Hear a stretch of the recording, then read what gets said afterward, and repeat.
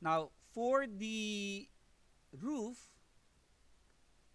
you can easily create a nice,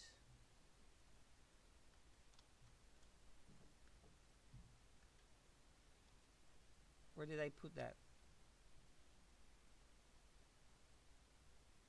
Oops. Let me cut view, remove the section cut. There you go. So for the roof, let's say for this particular roof here, I did have to create several components. One is for the lower roof, and I could simply extrude this and put this in place. Right? So you simply do a push-pull. So I created this and made this into a group. So that's actually very important, to make it into a group so that it doesn't stick with the rest of the lines.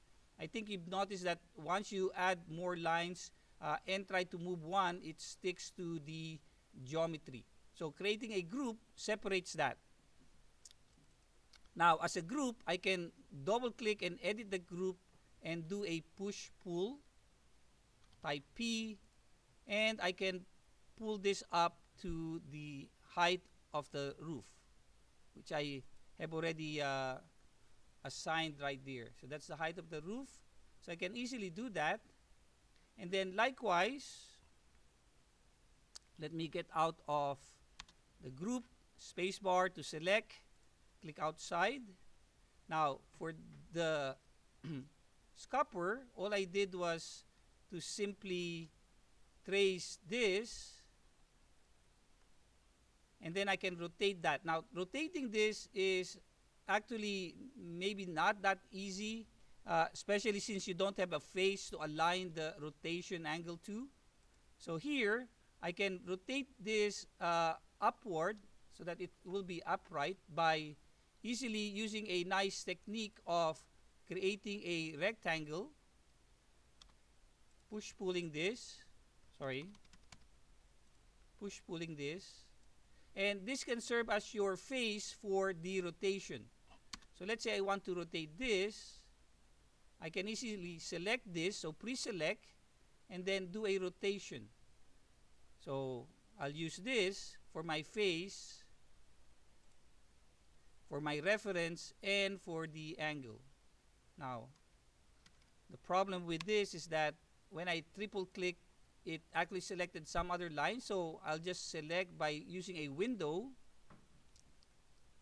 and then use the rotate tool.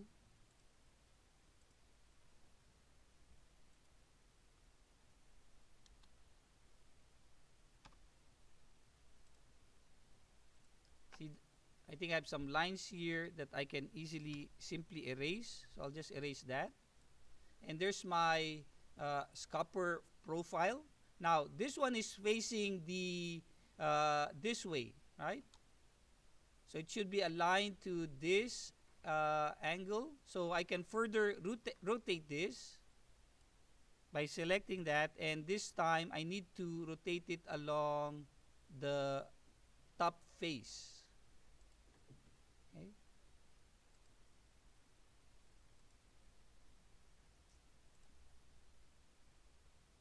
And that should rotate it properly. So that's one way of doing rotation, using a nice box for the face, especially if you are rotating a profile. So I have already this copied here, and all I need to do is simply move this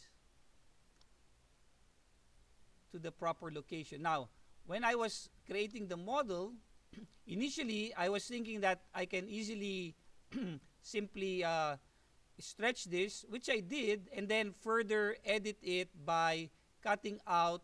See, water needs to go there, down, and out, right?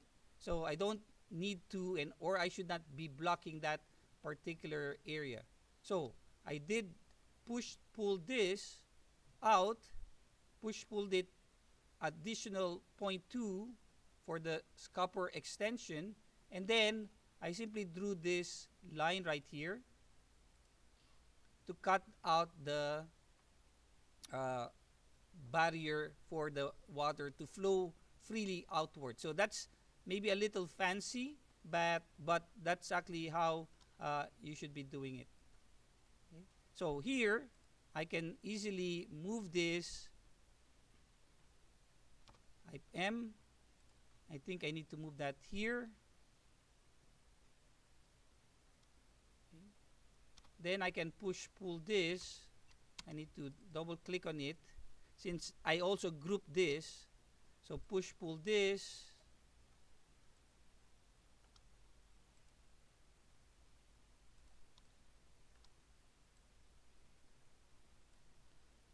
Okay. And once I have it in the outer part or perimeter of my roof, then I can further push pull it out, and this time type 0.2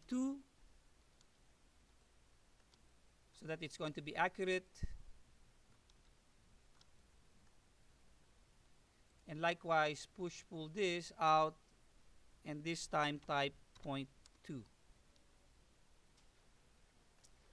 Once I've done that, then I can easily click out, and if I want to join the two, I can. So let me remove this here, move this somewhere else, and then from here to edit this I can easily say explode to ungroup, and I can also explode this and then regroup it. So I now have a different grouping. I could have grouped them and nested them separately, so it becomes one group while there's still a group. So that's an idea. So instead of exploding, simply group it again. So they are separate, but they are also grouped together. So instead of exploding, you can just say make group out of the two components or objects.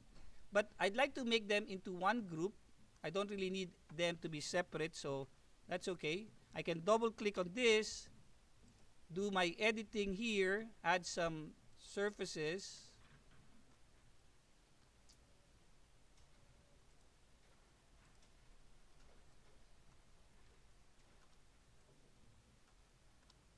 Likewise, do it here.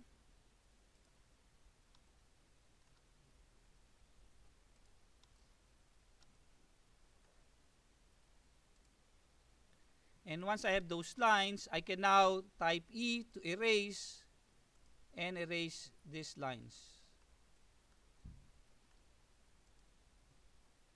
Now notice that if I erase that line, like if I don't want that, then this thing opens up. You just have to close it, find out where you need a line. I think I need a line. So let me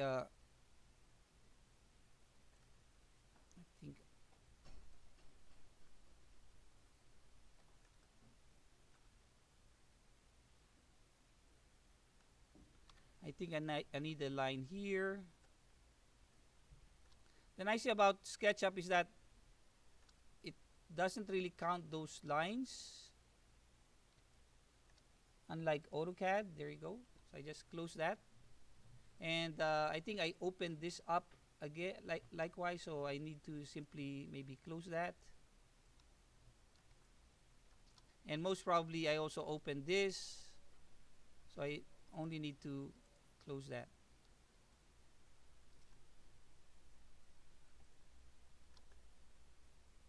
Okay, so once you have done that, you can put this in place, which I have done right here.